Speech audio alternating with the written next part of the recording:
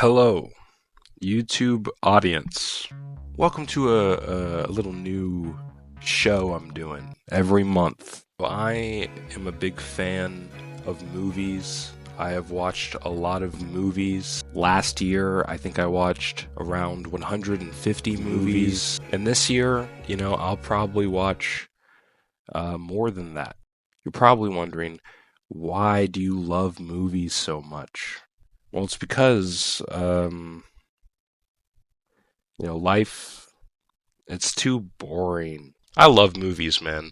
Oh yeah, daddy likes. Boy, ain't no fucking way, boy. Boy, ain't no way, boy. Boy, ain't no way, boy. Every month, I am going to sit down and I'm going to talk about every movie I watched throughout the month. Wow. It's that simple. It's a simple concept. So I hope this series can help people who come across these videos find cool movies that maybe they never heard of before. That's my goal. So of course, today I'm going to talk about all the movies I watched in January. So let's just go ahead and start with the first movie I watched in January, which was Nosferatu. No, not the 20s Nosferatu. And no, not the 70s Nosferatu. I'm talking about the 2020s Nosferatu, directed by good old Robert Eggers. I feel like every time I say Eggers, I feel like I'm saying a slur or something. Those damn Eggers. I fucking hate those Eggers. Robert Eggers is a pretty good director, in my opinion. I've liked the movies that I have seen from him. I like The Lighthouse. It's one of those classic movies where, you get people stuck on a small location and you watch them slowly go crazy. I also liked The Northman, which was like some weird Viking movie with some incest or something. It was cool. And Anya Taylor-Joy was great in it. I have not seen The Vivitch, but that title sucks. And I think... out of all the movies I've seen from Mr. Eggers, I think Nosferatu is probably the lamest and the most disappointing. For one, it's a Nosferatu movie, and I feel like it kind of misses out on the things that I liked about the other Nosferatus. I think the design of Nosferatu in this movie is like super goofy. He has this mustache. Why did he have a mustache, bro? I did not like that. I did not like the mustache look. It was weird. I also didn't like his voice. I thought it was super over the top and dumb. You will remain and well rest yourself. And one thing that I really was hoping for this movie was for them to play up the classic Nosferatu imagery. I think probably the best thing about the original 20s movie is the imagery, the visuals. I want to see more shadows. I want to see more of Nosferatu's weird fingers. I want to see him wide-eyed, staring like all weird and shit. The 70s one was also pretty great. That's like it was like really gothy, romantic 70s movie that I thought was pretty good. Isabelle Adjani is in it, and she does a good job in it. I don't know if you know who that is. She's in this really great movie called Possession. And speaking of Possession, this movie, Nosferatu 2024, reminded me a lot of Possession. Because this movie feels more like a demon possession movie than an actual, Nosferatu vampire movie. I think the other movies were like an allegory for like adultery, like cheating. I caught her talking to other men, and she won't get out of my car. Now she's crying. So I caught her talking to other dudes. Oh, wow, that must be sad. Jim, Grind, and God, homie, I'm saving you right now by saying this. And this movie is kind of the same, except they treat all of that with like this weird exorcism bullshit that I didn't really care about. The main girl in the movie, who was really good in it, probably the best actor in the movie other than good old Norman, what's his name? Norman Osborn? What? What is his fucking name, dude? How am I blanking on the most memorable face in Hollywood? When it comes to like the filmmaking of this movie, it was pretty decent. There's a lot of really great shots of the camera just like kind of slowly drifting around in this like omnipresent type of way. And it gives off this really uneasy feeling to the whole movie, which is great, because, you know, it is supposed to be a horror movie. But at the same time, I thought it affected the pacing. I thought the pacing of this movie was all over the place. Like, I felt like there were some parts that were going really fast, and then it would just slow down, like, out of nowhere. It was like a train, you know? It's like, go super fast and, slow down. It's like this whole movie was kind of edging. You know, I guess that's the best way I could describe it. The pacing was like how it feels to edge. If you guys have ever edged before, if that's like a relatable thing to talk about, you know, for your YouTube audience nowadays, you know, edging. What the fuck is wrong with you? And also, the CGI in this movie was pretty abysmal, honestly. You know, the whole boat scene, which, by the way, they completely rushed in this movie. I wanted to see more shit going down on this boat. And every single time they did an exterior shot of the boat, like sailing on the sea, it looked like ass. They looked like really bad. I don't know why. Maybe it was the lighting, I think. Maybe the colors. I don't know. It looked really bad. And there was also this one shot they kept using that was like a river towards the house of Nosferatu, and that also looked pretty bad. The music was not memorable at all, unfortunately. You know, when it comes to this gothic Victorian era type of movie, you know, you would expect some really good music, but this was like the most basic, you know, royalty-free stock fucking music I've ever heard in my life. But to be fair, you know, a lot of soundtracks nowadays are pretty bad, so I can't really blame this movie for the problems of modern day Hollywood. With that all said, though, if I leave the filmmaking kind of like behind me and everything, and I take away the concept of this having to be a Nosferatu vampire movie, I did like the story. I still think this story about a girl who was so lonely at one point that she called for the devil to, like, keep her company, and then, like, when she finally does find love, the devil comes back and then is like, hey, we're together, you bitch. You know, that's a good story. It's a relatable story, you know, because in my opinion, whenever the devil is mentioned in a movie, I think it signifies or it symbolizes like the act of sin. So really, the story is about how, you know, a person's past sins can affect their future relationships, no matter how beautiful they might seem.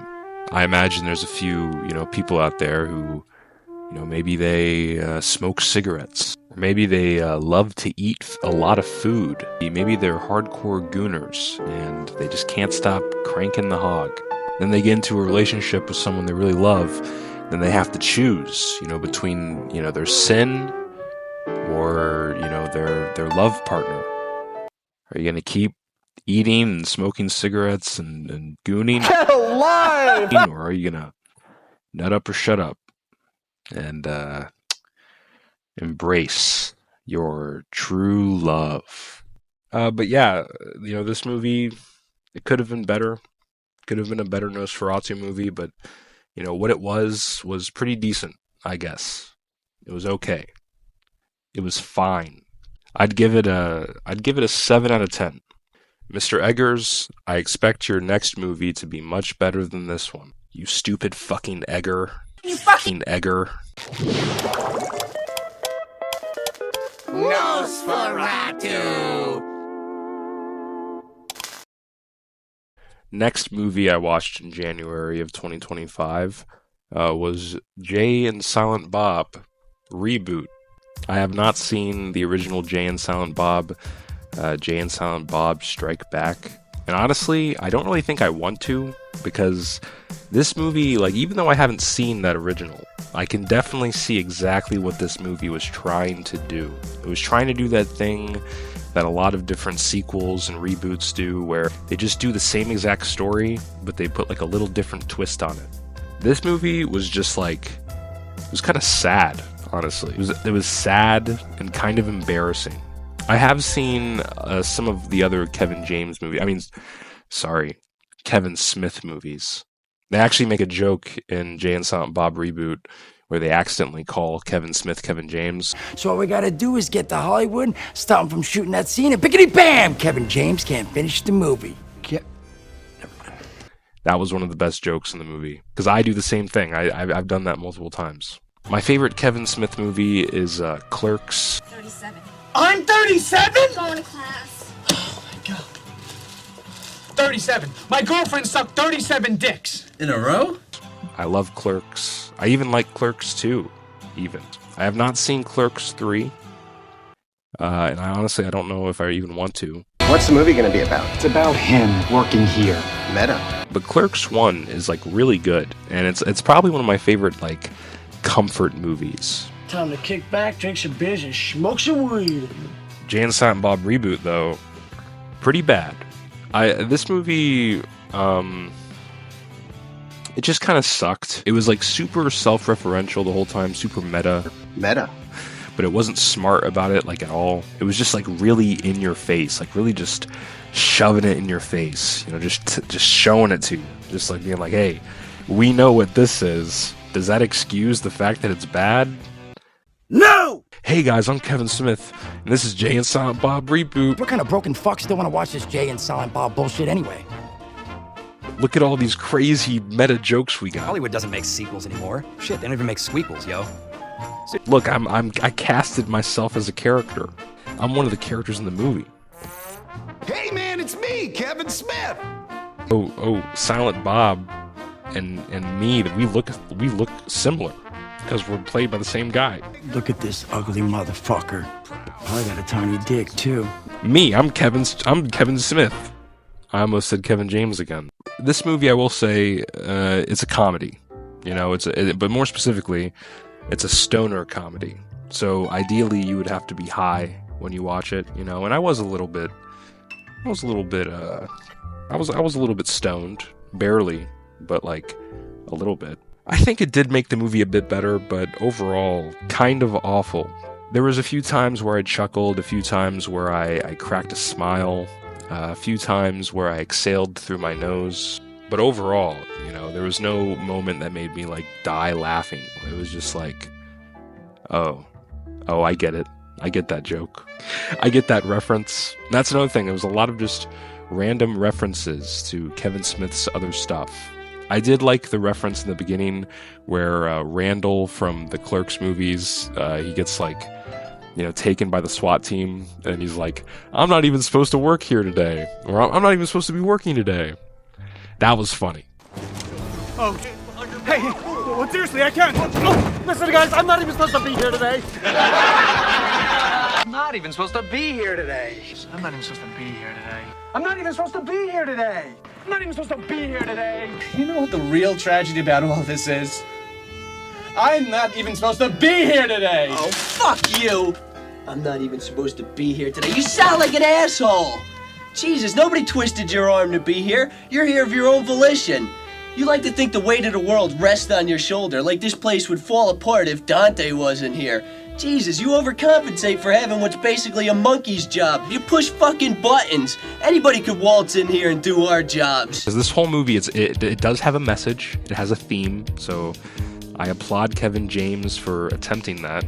But, you know, the theme of the movie makes no fucking sense. The whole movie's about fatherhood, you know, being a father to, like, you know, your children. And at the end of the movie, they say, like, out loud, they're like, your children are like the mini reboots of you. Kids are like our reboots. Another chance to tell a brand new version of the same old story. When you really think about it, that comparison makes no sense. Especially since most of the movie is them, you know, literally talking about how reboots suck. A reboot, boys, is when Hollywood wants to make a lot of money without the hassle of creating a new movie. So they take an old movie and change just enough to make you pay for the same shit all over again. Those greedy fucking animals. Oh, it's insidious. I said, this movie kind of sucks. And honestly, I don't think I ever want to watch this movie again. And I think it probably ruined whatever enjoyment I could have gotten out of Jay and Silent Bob Strike Back. You know, I was going to watch that at some point. But now, I don't think I want to. Why would I watch that when I could just watch Clerks 2 again? I'm going to give Jay and Silent Bob Reboot a whopping 2 out of 5 stars, which honestly may be too much. I'd probably dock this down half a star and make it 1.5 out of 5. But, you know, it's a Kevin Smith movie. You shouldn't expect much. Well, if we're so fucking advanced, what are we doing working here? Meta. Next movie I watched in January was an 80s movie called Dead and Buried. First off, the poster for this movie is pretty awesome. I think I'm going to buy this poster and put it on my wall because it is a really great poster. But this movie was a pleasant surprise. I had no idea what this movie was about. You know, I thought it was about zombies at first, but then as I started watching, I was like, wait a minute, where's the zombies? And then as the movie went on, I was like, oh, yeah, it's one of those. It's one of those movies, you know what I mean? This movie is all about the dangers of not letting things go. I think that's what like the theme of the movie is, which I think is pretty genius for a horror movie to do. A lot of horror movies, the way that people die in them, it's usually caused by them continuously like being curious, like stupidly curious. Okay, you know the part in scary movies where somebody does something really stupid and everybody hates them for it? This is it. The first scene of the movie, actually, I really like. It's like this photographer guy is on a beach. He's just taking photos, and this like beautiful blonde woman comes out of nowhere. She's like, "Oh, you taking photos?" And then he's like, "Yeah, I'm taking photos." And then she's like, "You should take some photos of me." Pretty enough to be a model? Absolutely. And they're taking photos, and it, like they're playing this really nice, sentimental, romantic music in the background. It's like it's very nice, kind of wholesome, kind of heartwarming a little bit. My name is... No, wait. Let me guess. You look like a, Fred. And then out of nowhere, she just exposes her breasts to him, you know, like tits out and everything. And then at that point, you know, you kind of start realizing that something off is going on here. You know, like, wait, what's going on? I thought we were just taking photos. Why you got your tits out? Do you want me, Freddie? But of course, this is a man who's taking these photos. He's horny, you know, after seeing the titties. So he continues to take the photos. But then out of nowhere, he gets fucking jumped. Smile, Freddie.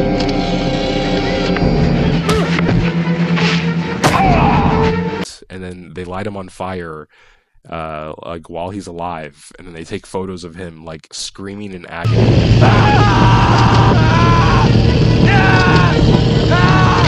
And it's so fucked up that it's like darkly comedic.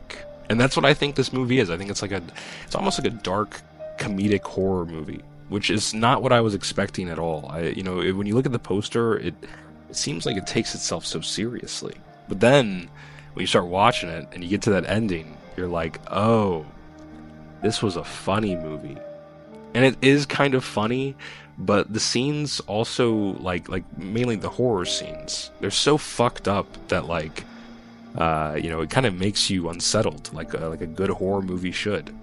There's a lot of great gore effects in it. There's a whole scene where they show the process of like a mortician cleaning up a body for the funeral, and it looks like really awesome. Like like all of the effects in the movie look pretty great. And like I said, that theme of like not being able to let things go is like pretty genius. The main character is a sheriff, and he's trying to figure out what's going on to all these people who are getting jumped and killed in like horrific ways. And while that's happening, he's also having like suspicions that his wife is cheating on him. So he's dealing with two problems that everyone is telling him to stop worrying about. But he's like, no, I have to figure out what this is. I need to figure out what's going on here. And of course, by the end of the movie, it kind of like, he starts to learn things maybe he shouldn't have learned. Like the very, very end of the movie is so good. Like, I love it. I love the ending of this movie. And I'm trying my best not to spoil this movie, because like I said, I want this series to be, me talking about movies so you can, check them out. So I'm going to try my best not to spoil these movies. I'm going to try my best not to spoil this movie. But I definitely think this is a movie you should check out. It has a lot of different aspects to it that I really appreciate. I'm a big fan of like paranoia-inducing type of thrillers, and that's kind of what this is. It's like, there's a mystery going on in this town. You don't know what it is. You want to find out what it is, But you're kind of following along the sheriff, who is he's going through a lot. Let's just say that. So yeah, check out Dead and Buried. Really good movie.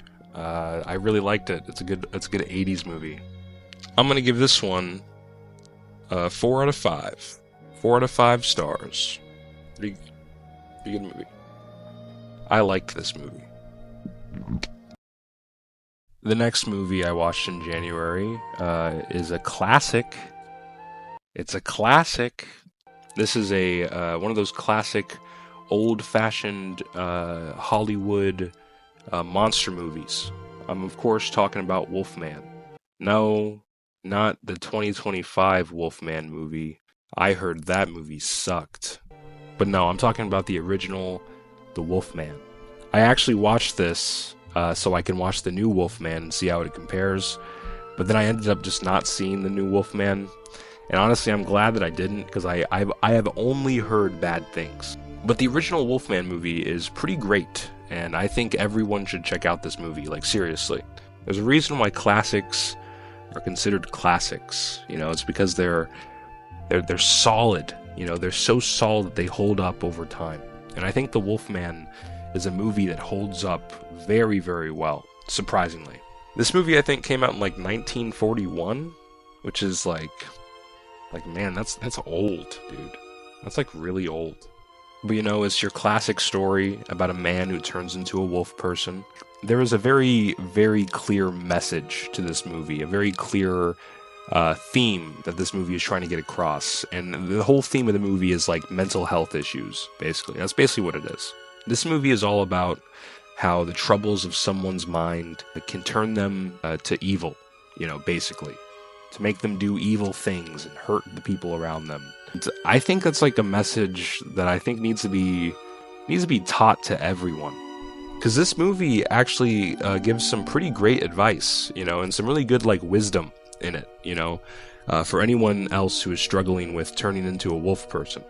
Basically, you follow this dude named Larry, and he comes back home after traveling the world for like 20 years or whatever, and he gets back home to take over his father's estate, basically, you know, some 40s shit, you know. I don't know what an estate is. I don't know what it means to take over an estate.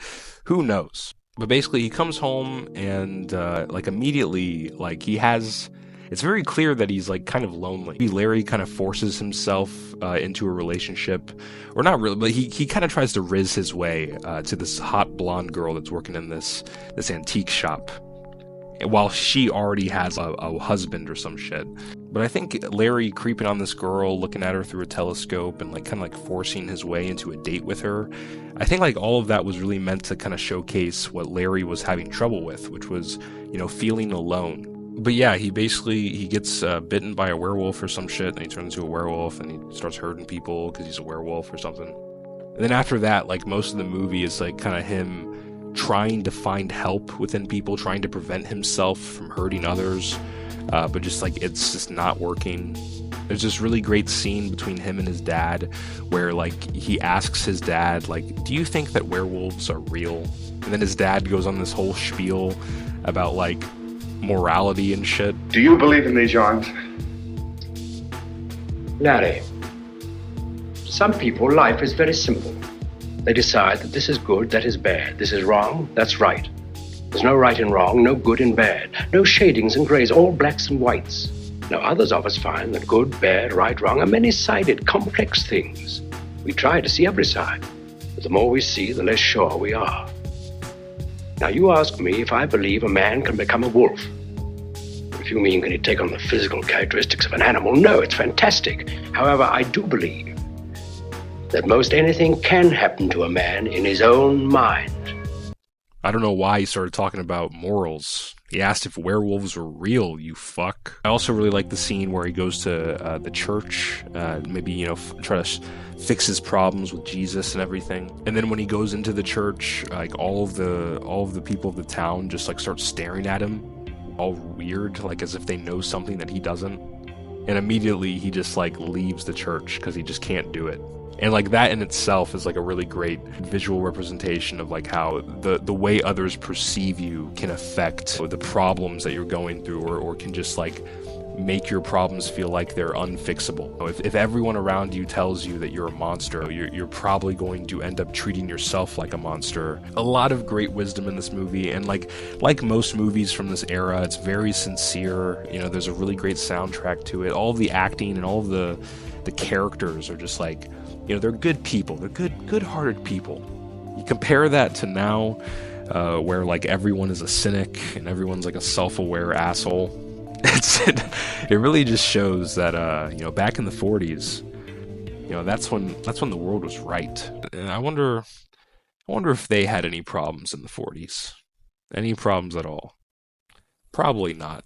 This movie is also only like 60 minutes. It's literally only 60 minutes. This movie is short as fuck.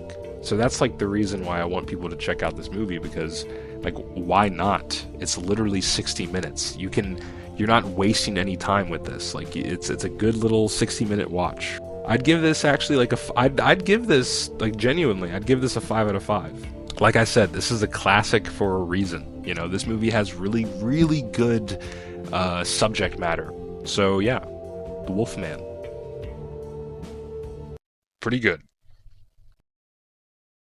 Next movie that I watched, this is a little movie called Firecracker.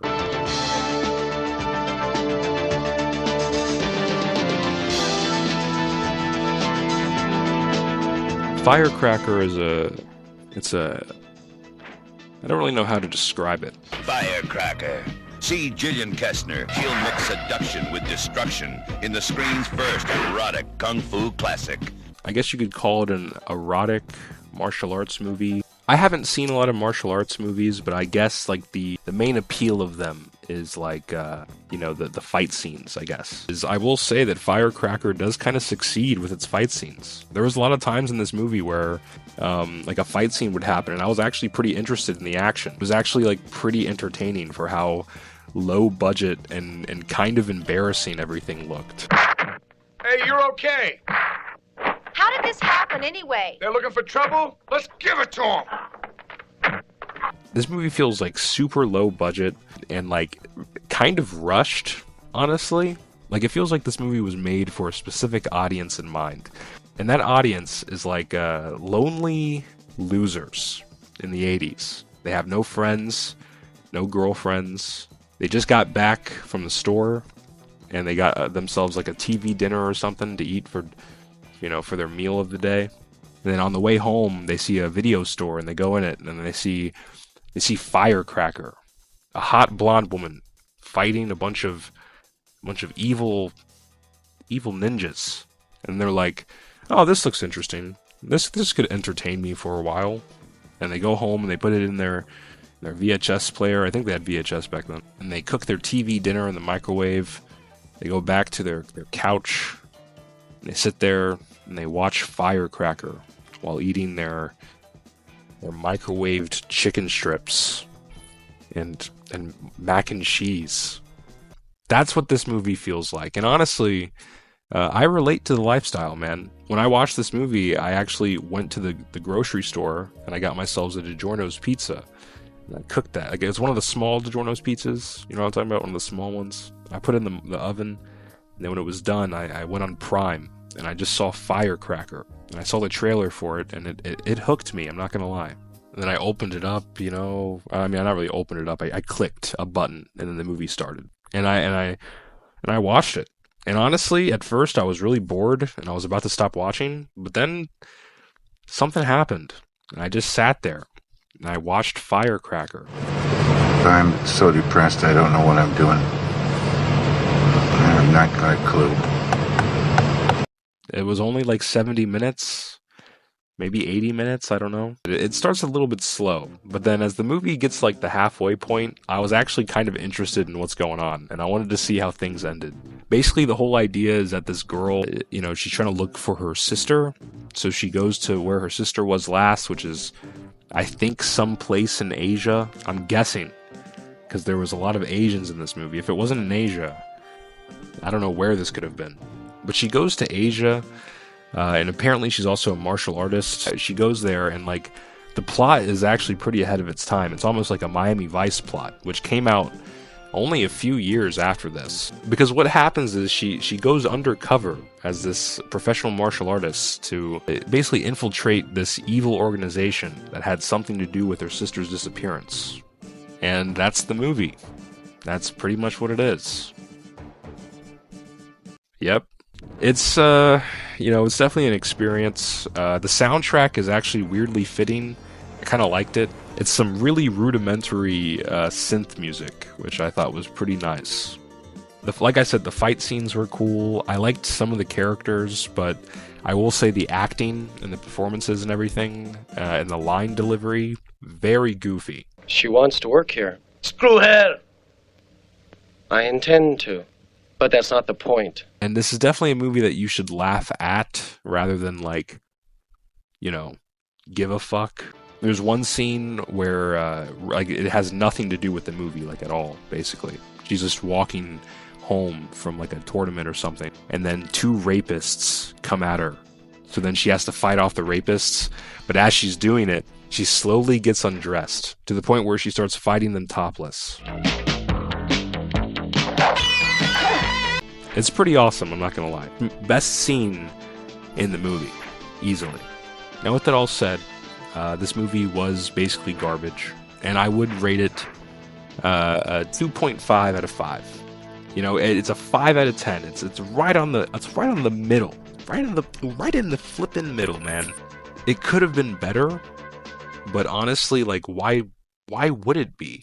It entertains just enough for you to finish your TV dinner.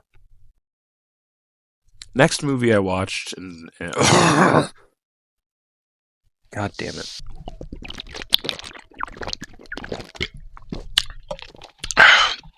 The next movie I watched in January of 2025 is a Dario Argento movie. I hope I'm saying his name right. Maybe it's Argento. If it's Argento, I'll be pissed. Dario Argento. I was right the first time, dude. This is a Dario Argento movie. It's called Four Flies on Grey Velvet. And I really, really liked this movie. I would say this is probably one of my favorites out of the ones that I've seen from him. His last year, near the end of it, I started getting into his movies. And I never knew how special these Italian Gallo movies are. I don't even know if I'm saying that right. Giallo. Giallo? Giallo films are a genre of Italian horror movies that are mystery movies, like whodunits, basically. And I feel like a lot of them in the 70s and also the 60s were huge inspirations for slasher films of the 80s. Without certain Giallo films, I don't think Friday the 13th would have ever existed. But Argento's first 3 Giallo films are Dario Argento's first 3 Giallo films, I think, could be seen as a trilogy, almost. You got The Bird with the Crystal Plumage, Cat O' Nine Lives, and then Four Flies on Grey Velvet. And I think out of all 3 of them, Four Flies on Grey Velvet is definitely my favorite. This is probably one of the most schizo, most crazy movies I've seen.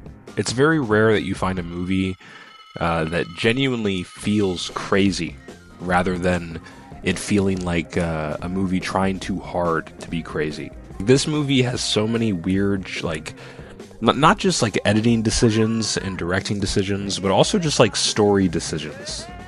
But all of it is very intentional to make the movie as memorable and as entertaining as possible. All of the characters are fantastic in it. There's a character named God, and when you first meet him, they play this Hallelujah song or some shit. God! Godfrey. Godfrey, not God. What the hell is wrong with Godfrey? Basically, the whole plot of this movie is a drummer in a band is being stalked, and he decides to confront this stalker. But when he does, he accidentally kills the dude. And then as he accidentally kills the stalker, some other dude in a mask is taking photos of him killing this stalker dude. And then throughout the rest of the movie, the drummer is being like harassed by this guy in a mask. But he's not asking for a ransom from the drummer dude. He's just like sending pictures to him and just like tormenting him with his mistake that he made. You got a problem. I'll say. You see, I killed this guy, and now someone's after me. Is that all? It's a very mysterious movie, you know, and you don't really know what the hell is going on, like at all, like through most of it. But then when you get to the ending, it makes so much sense. This is a whodunit movie, okay? You know, you could figure out who is doing this while you're watching the movie, but you know, I'm not going to be the one to spoil it for you. You got to watch this movie yourself. There's just so many great like artistic decisions in this that I really, really love. There's a scene in a park where this woman sits down to meet this blackmailer, I think. And like as she's sitting there, she's just like getting really nervous. And then everyone just disappears randomly and everything gets super quiet and it's like so eerie and weird. And that's kind of the genius of this movie. It throws you in so many different directions that you don't really know where it's headed. Like that's exactly how you're supposed to do a whodunit movie. You gotta trick the audience. You gotta make them rethink everything. The soundtrack also is pretty fantastic. It's from Ennio Morricone. I hope I'm saying his name right. He's of course the goat who did I think he did the Thing soundtrack. He did the soundtrack to the Sergio Leone movies. You know, The Good, the Bad, and the Ugly, Fistful of Dollars, Fistful More. He's great at making soundtracks, and the soundtrack to this one is pretty beautiful, especially the main theme of it that I really like. Very mysterious movie, very cool, very crazy. One of my favorite Argento movies. Check it out if you can find it anywhere. I think it's on Tubi, but then you would have to watch ads. Actually, scratch that. It's on YouTube for free. So if you do not watch this movie, you're dumb. I'd rate this one a 4 out of 5. Check it out. Is that all right? It's a bit narrow. I feel uncomfortable. Oh, well, now, I can assure you that none of our customers have ever come back with a complaint about the comfort of our coffin. Still, it's a bit gaudy. Next movie I watched in January is a banger. You know, every once in a while, I watch a movie where, like, I know from just the first watch of it that this is a movie that's going to stick with me. This is a movie that I'm going to love for a long time. And this movie is one of those movies. I'm of course talking about The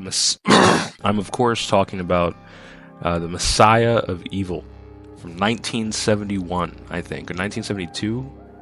I don't know. It's a 70s movie. It's an early 70s movie. Very low budget, but I honestly think the low budget like feel of this whole movie kind of makes it like so much better.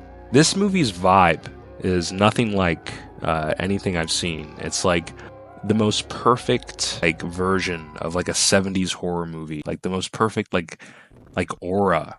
It looks fantastic. I think the set designs are also pretty fantastic. The main house that they're in has all these weird paintings on the walls that like are so like cool to look at, like the way that they frame it and everything. But most importantly, you know, this movie is genuinely pretty horrifying. Kind of eerie and kind of tense and kind of scary. I watched this movie after eating an edible. Yuck! This stuff is shitty tasting. Weed is cool, man. As the movie went on, my body started feeling weird, and like it kind of started like matching up with like the vibes of the movie, bruh. There was some weird vibes going on. Fucking vibes. Vibes? What vibes, man? Fucking vibes! And I started getting actually creeped out. And it's funny because I feel like if I were to watch this movie sober, I probably would have been laughing at it. But I think the line between comedy and horror is like so blurry. And this movie does such a good job at kind of riding that line perfectly. Like I think depending on what headspace you're in, something funny could come off as completely like horrifying. And vice versa, of course. Like this is like a perfect popcorn flick. If you want to watch like a weird movie with some friends, like this is a pretty good one, in my opinion. The whole movie looks fantastic. Like I said, I love the way it's shot, like visually, this movie is like eye candy for me. Like I couldn't take my eyes off of what I was watching. All of the actors are like really good and like fit their parts perfectly. Listen, when you go to bed with him tonight, why don't you let him? Laura, I am tired of having to apologize for you. Yuck! This stuff is shitty tasting. Like the plot of this movie is like pretty genius. It's kind of a zombie movie, I guess, except it's a cult. You know, it's a cult of people who kind of turn into zombies. And the way that it does it is pretty ahead of its time. There's like some connections with the moon going on. There's like this one scene where one of the characters sees like a truckload of people just staring up at the moon, which is just like kind of terrifying. If you were walking randomly and you saw a bunch of people just looking up at the moon, not saying anything, just like straight up just like hypnotized by it, you would be fucking freaked the fuck out. And I know that there's like this popular YouTube video online that's like called like "Don't Look at the Moon." Don't look at the moon. It's like this creepy I don't know, ARG or some shit like that, I don't know.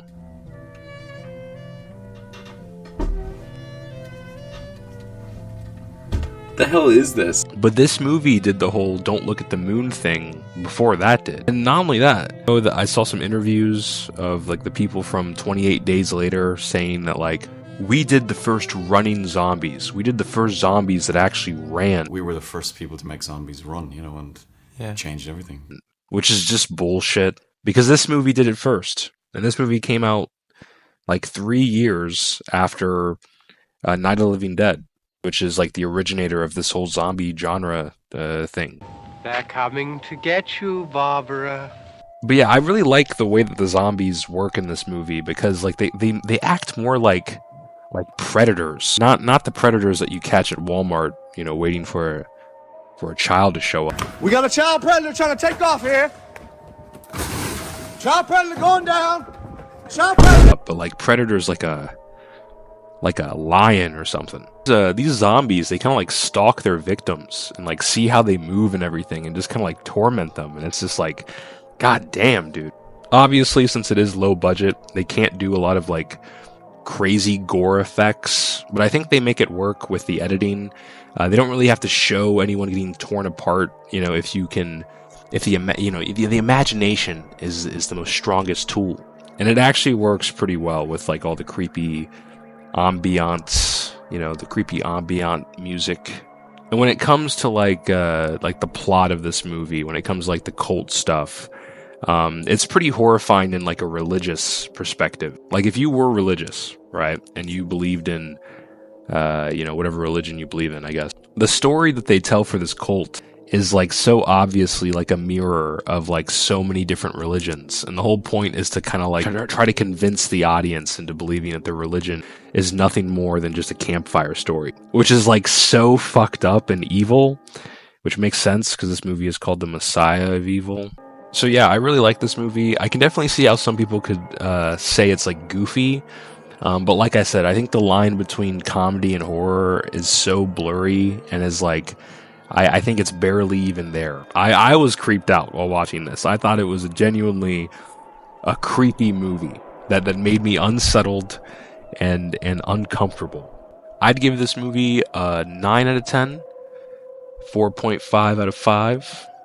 Very good. Check it out. Yuck! This stuff is shitty tasting.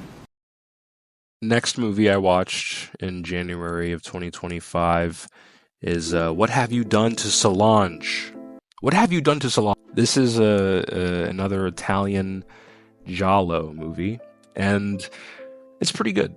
I actually really, really like this movie. The plot, in my opinion, I think is pretty genius. The whole idea is an Italian teacher at a religious school, a Christian school, is secretly sleeping with one of the students.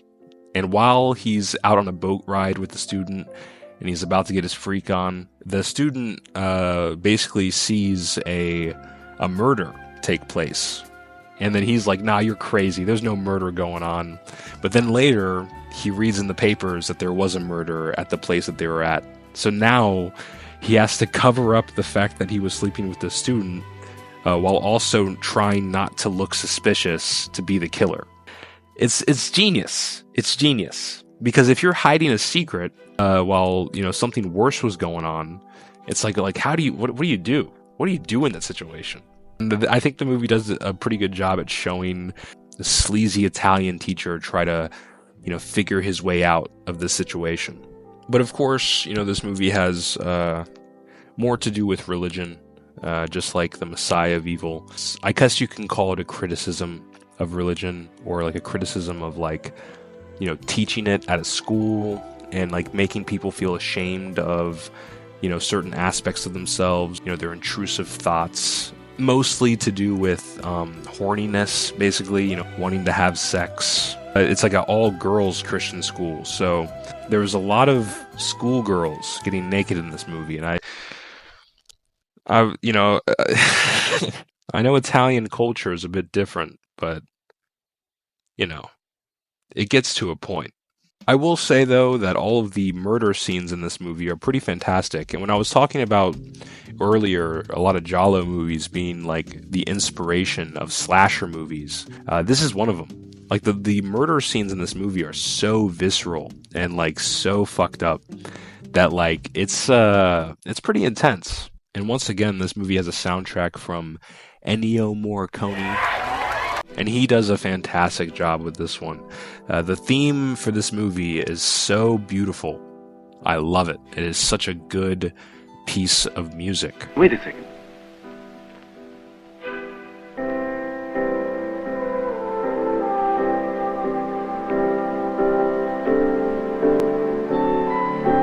Hear that?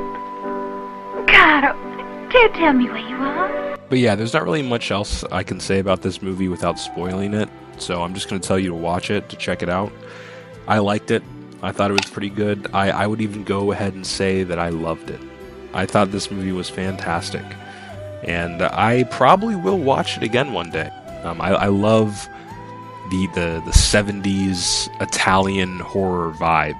It's a good vibe.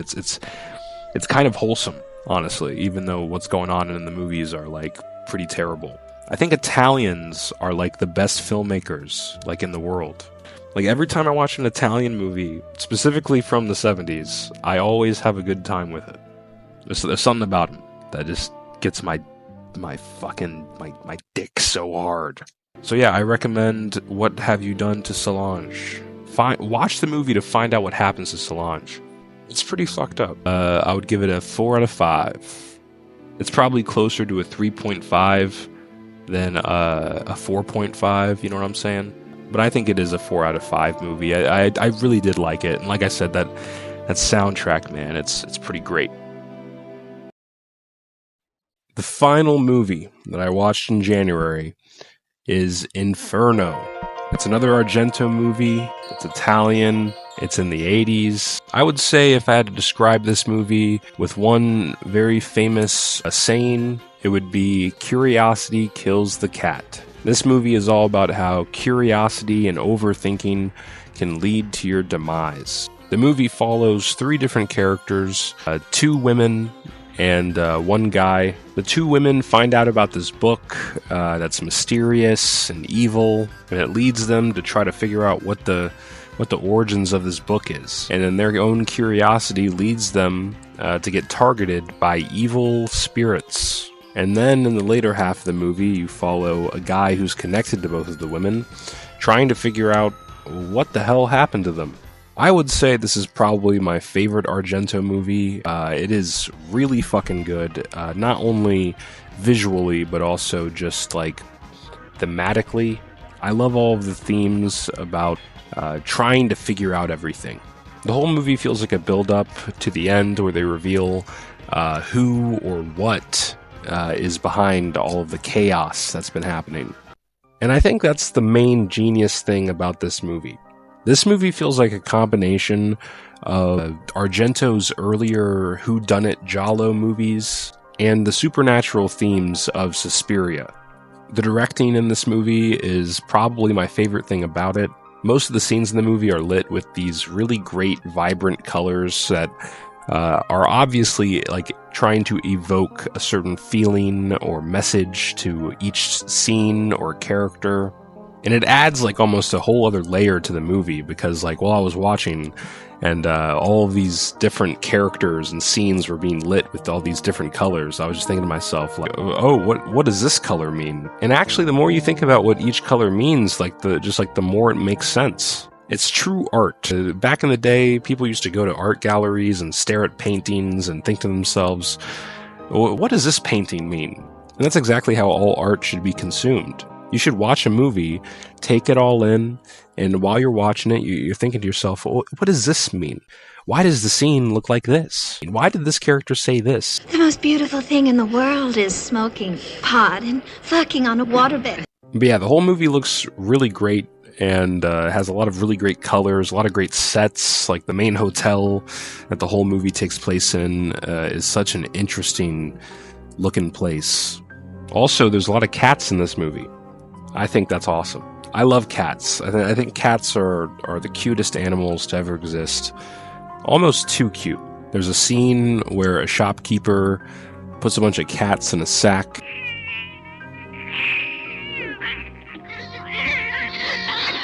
That has nothing to do with anything. I just thought it was cool. If you're a big fan of Suspiria, I think this is a movie for you. I think if you're a big fan of whodunit mystery movies, this is also for you.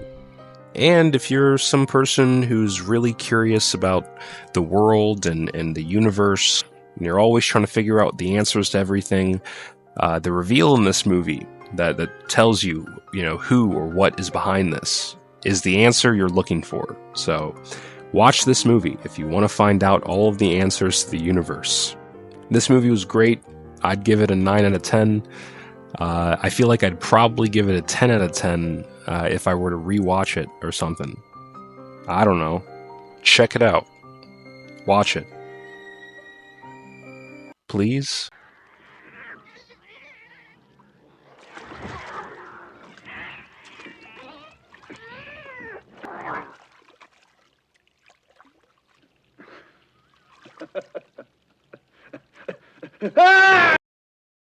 And that is all of the movies I watched in January. Now you're probably wondering, why is this coming out in April? And that's a great question. It's funny, the video hasn't even come out yet, and it has already aged terribly. Welcome to a little new show I'm doing. Every month. I blame it on procrastination, a lack of commitment, and laziness. But this is not going to deter me from continuing this series. I'm going to continue this, and the next video I make will be movies I watched in February. The only thing is that in February I watched 12 movies, while in this video I watched only 9. So who knows when the February video will come out. But yeah, that's it. That's all I gotta say. If you made it up to this point in the video, then that means... Now it's all over.